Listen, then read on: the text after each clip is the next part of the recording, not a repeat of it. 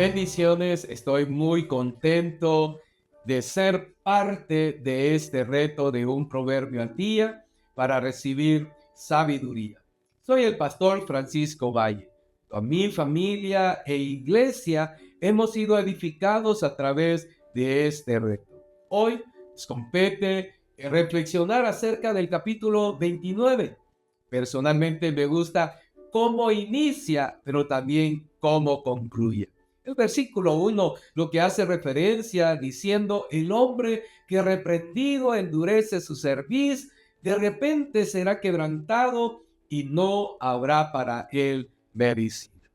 El 27 es cómo finaliza y dice que es abominación al justo el hombre inicuo y abominación es al impío el de caminos rectos.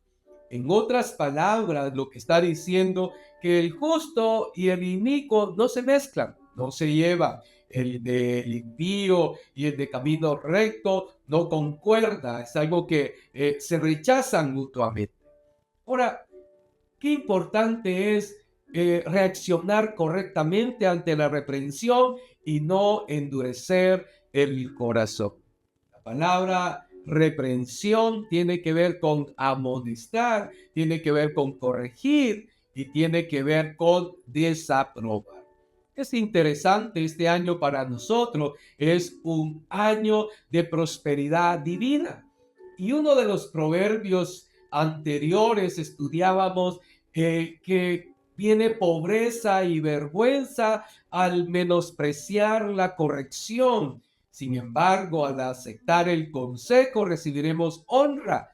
También, de hecho, dice que al no aceptar la corrección, nosotros estamos aborreciendo nuestra propia alma.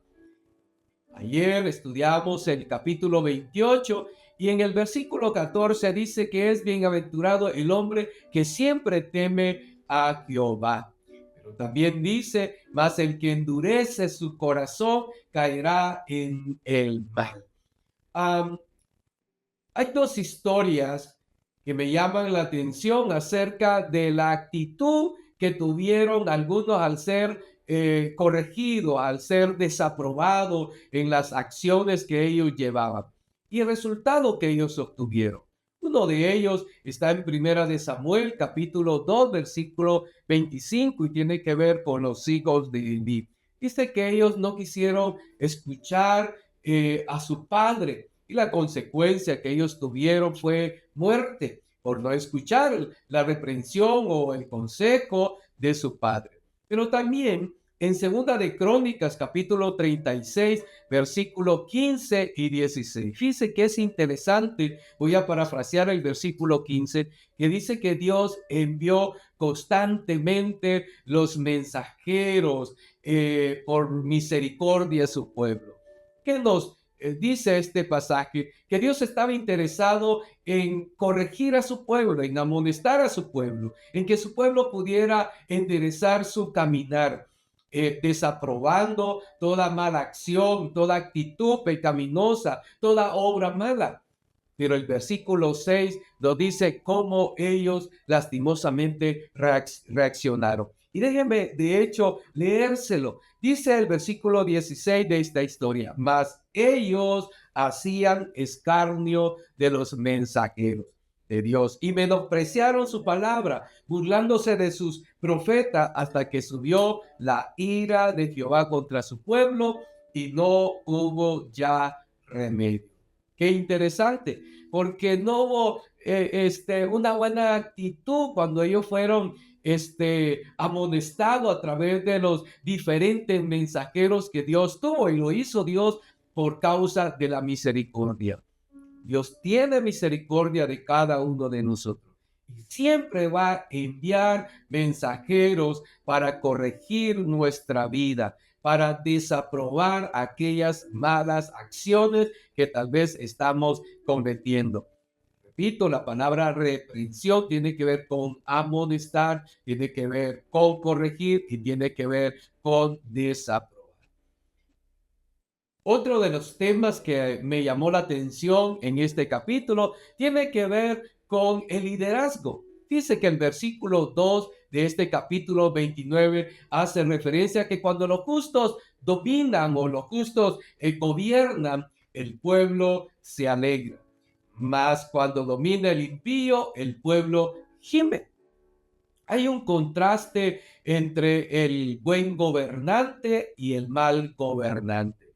Por cierto, el versículo 4 dice, el rey con el juicio afirma la tierra, mas el que exige presente la destruye. Y ese es otro de los temas que me llama mucho la atención. Somos responsables de saber elegir correctamente las autoridades, los líderes que van a dominar o van a gobernar nuestros pueblos, nuestra nación. Y déjeme tal vez mencionar algunos de esos contrastes de ese buen liderazgo versus ese mal liderazgo. Por ejemplo, el mal gobernante es compañero de la necedad, contrario de un buen gobernante que ama la verdad, ama la sabiduría. El mal gobernante es corrupto, sin embargo, el buen líder, su actitud trae canto, alegría, trae bendición. El mal gobernante, de hecho, no se preocupa por los pobres, no les interesa la gente necesitada o pobre, contrario a un buen gobernante que considera la causa de los pobres y de hecho trata de atenderlos y dar alguna respuesta para ellos. El mal gobernante es un burlador, trae conflicto. La Biblia habla que enciende la ciudad. Contrario de un buen gobernante, que lo que trae es paz y bendición precisamente a una ciudad. El mal gobernante hace caso a la mentira para poder justificar o respaldar su liderazgo. El buen liderazgo se preocupa por la verdad. Y es importante para nosotros saber que hay que actuar correctamente porque eso es lo que a Dios le complace, lo que a Dios le agrada. Otro de los temas que me llamó mucho la atención en este capítulo tiene que ver con la disciplina que debe de ejercer el padre hacia sus hijos. Recordemos que somos responsables de poder instruir, de poder guiar a nuestros hijos.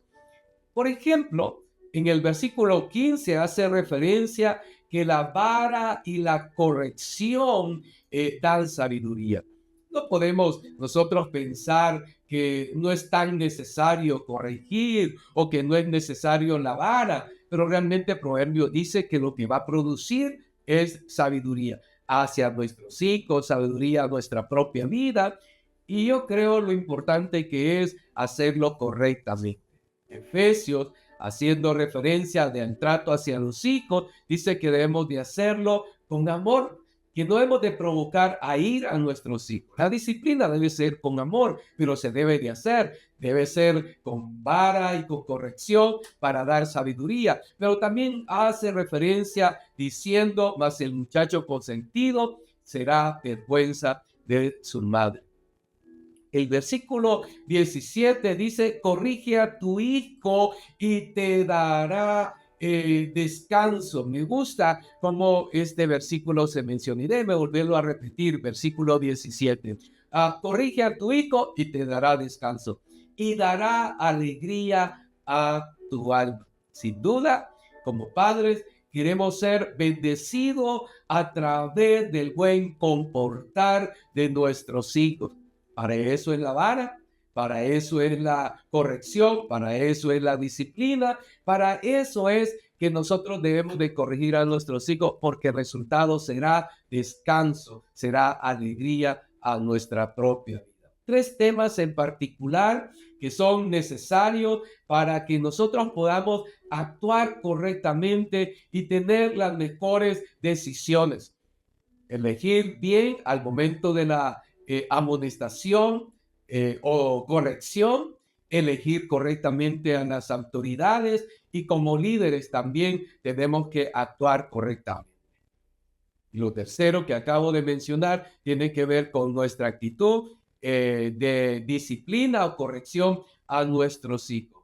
La Biblia dice, el padre que ama disciplina. Y sabemos que los resultados siempre serán de bendición a nuestra vida. Yo espero que este capítulo de reflexión haya sido de mucha bendición para usted. Que Dios le bendiga, que la paz del Señor sea sobre su vida hoy y siempre. Bendiciones.